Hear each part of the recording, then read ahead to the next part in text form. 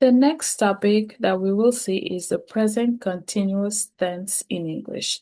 This is also known as the present progressive tense in English. When are we going to use the present continuous? When we want to talk about things happening right now in this particular moment. We can also use it for future arrangements. And here are a list of verbs that we never use in the present continuous. So you're not supposed to put these verbs, okay, in the present continuous. In a moment, we will check the structure, but I need you to pay attention to these verbs, okay, that I have here in the chart. So let's just go over them quickly. Believe, so you cannot say believing, okay?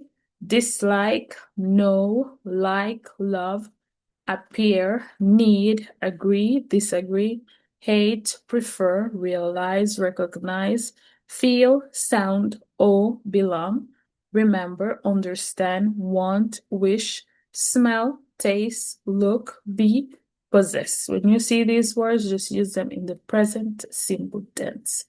Awesome. Now let's move on to the structure of the present continuous.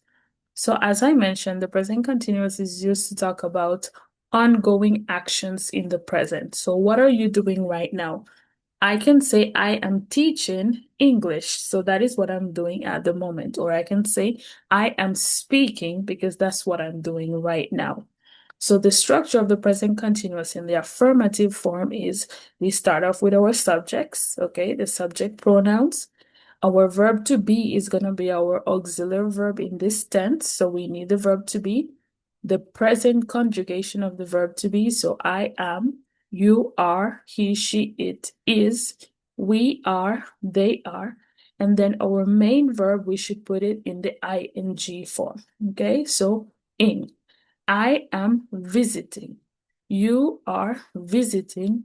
He, she, it is visiting. We are visiting. They are visiting.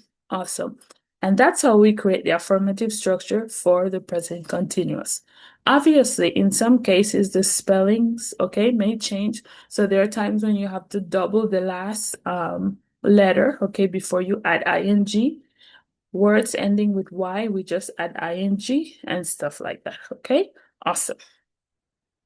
If the word or if the verb ends in O, okay, like in this case, all we have to do is just add ing. We don't have to do anything special, and the structure remains the same. So our subject pronouns, the verb to be, and ing at the end of the verb. If the verb ends with Y, all we have to do is add ing, okay? And everything else remains the same. So our subject pronouns, the conjugation of the verb to be, and then the ing. And what I've noticed over the years teaching English is that my students, they forget to use the verb to be. So they may say things like, I study. I studying is incorrect, okay? You always have to use the verb to be, especially when we're talking about the progressive tenses in English. Okay. If the verb ends with E, okay, when we put it in the present continuous form, we have to remove the letter E and then we add ing. So I am coming, you're coming, okay? And like that. So we remove the E and we add ing. The structure is the same. It's the subject, the verb to be, and the verb in the ing form. And that's for the affirmative structure. Now, for the negative structure, we have to use the subject pronouns, the verb to be, and then all we do is include not and ing. So, our subjects, I am not coming, you are not coming, he, she, it is not coming, we are not coming, they are not coming. Okay? You can also choose to write the contraction. So you can say, I'm not, you're not, she, he's, it's not, we're not, they're not. But normally when my students are just starting out, I prefer to have them say it completely to practice the pronunciation and also for them to write it completely, okay? Until they become like more comfortable in the language, they can start to learn how to use the contractions.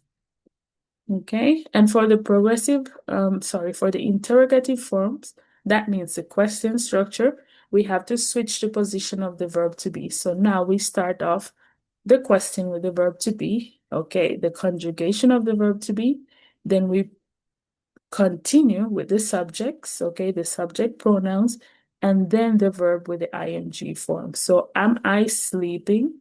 Are you sleeping? Is she, he, it sleeping? Are we sleeping? Are they sleeping?